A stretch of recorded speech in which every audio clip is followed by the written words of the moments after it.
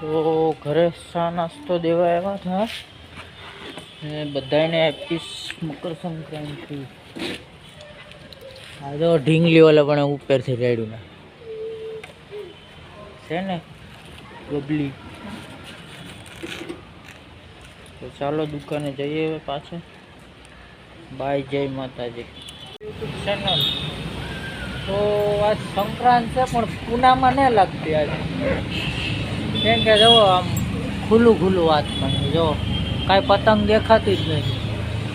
બાકી સુરત અમદાવાદમાં ધોમ અત્યારે ઓલ ઓવર ગુજરાતમાં બધે બાકાજી અત્યારે તો બોલતી હે. હા, બાકાજી.